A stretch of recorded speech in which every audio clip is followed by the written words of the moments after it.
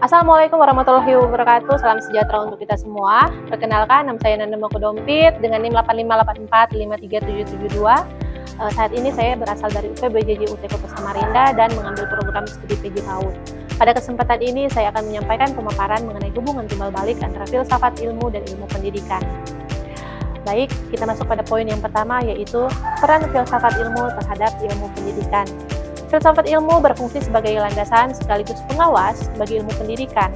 Hal ini bertujuan agar pendidikan tidak hanya menjadi sekedar praktik, melainkan menjadi suatu disiplin ilmu yang ilmiah dan memiliki nilai. Peran tersebut dapat dilihat melalui 3 cabang filsafat.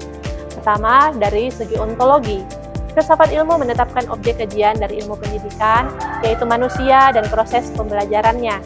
Dengan adanya objek kajian yang jelas, eksistensi ilmu pendidikan sebagai sebuah disiplin ilmu menjadi kuat dan sah.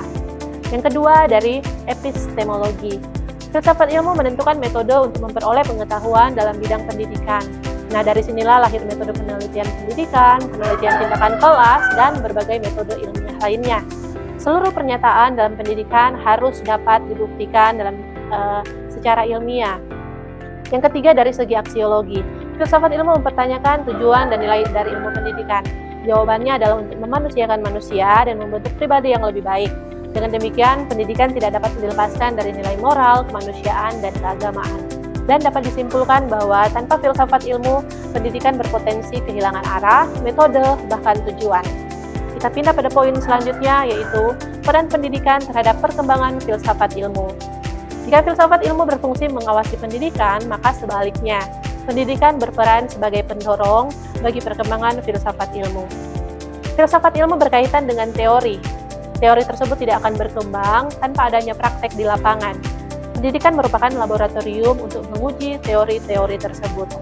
Kita masuk pada poin selanjutnya, yaitu filsafat ilmu sebagai pisau analisis masalah pendidikan.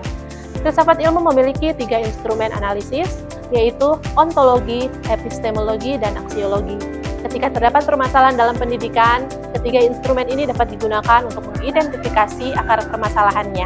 Sebagai contoh, permasalahan implementasi kurikulum merdeka yang saat ini banyak dikeluhkan oleh guru. Analisisnya adalah sebagai berikut. Melalui pisau ontologi, kita dapat mempertanyakan, apa hakikat dari kurikulum merdeka? Apakah hanya sekumpulan dokumen atau merupakan proses pembelajaran yang memerdekakan di dalam kelas? Ketidakjelasan hakikat ini dapat menjadi sumber kebingungan. Melalui pisau epistemologi, kita dapat mempertanyakan bagaimana cara mengetahui keberhasilan kurikulum ini dan apa indikatornya? Apakah hanya berdasarkan nilai rapor atau berdasarkan tingkat kemerdekaan siswa dalam berkarya? Nah, metode pengukurannya harus jelas. Melalui pisau aksiologi, kita dapat mempertanyakan nilai apa yang sebenarnya ingin dicapai. Apakah nilai profil pelajar Pancasila sudah benar-benar diterapkan atau hanya menjadi slogan? Nah, dengan pembedahan menggunakan 3 pisau ini, kita tidak hanya berhenti pada keluhan, tetapi dapat mengetahui aspek mana yang perlu diperbaiki. Nah, disinilah fungsi filsafat ilmu. Kemudian kita masuk pada halaman selanjutnya, yaitu contoh penerapan. Nah, contoh penerapan filsafat ilmu dalam dunia pendidikan ini, yang pertama pada tingkat kebijakan, yaitu asesmen nasional. Secara aksiologi, tujuan asesmen nasional bukan untuk pemeringkatan sekolah, melainkan untuk mengukur tingkat literasi dan karakter siswa. Secara epistemologi, metode yang digunakan adalah asesmen kompetensi minimum yang berbasis penalaran, bukan lagi ujian hafalan. Secara ontologi, asesmen nasional mengubah definisi siswa berprestasi, yaitu dari siswa yang mendapat nilai sempurna menjadi siswa yang mampu berpikir kritis. Contoh kedua pada tingkat praktik ya, yaitu guru TK melaksanakan penelitian tindakan kelas. Secara ontologi, guru terlebih dahulu memahami hakikat peserta didiknya dong, yaitu anak usia 5 tahun, yang dunianya itu adalah bermain. Secara epistemologi, metode mengumpulkan data yang digunakan adalah observasi dokumentasi, bukan tes tertulis. Secara aksiologi, tujuan dari PTK tersebut adalah agar anak merasa senang belajar, bukan semata-mata untuk memperoleh nilai tinggi.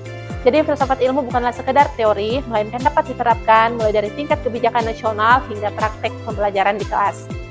Demikian pemaparan mengenai 4 poin hubungan timbal balik antara filsafat ilmu dan ilmu pendidikan ini.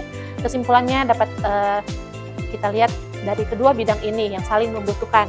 Filsafat ilmu menjaga agar pendidikan tetap berada pada jalur ilmiah yang bermakna, sedangkan pendidikan memberikan permasalahan baru agar filsafat ilmu tetap relevan dengan perkembangan zaman.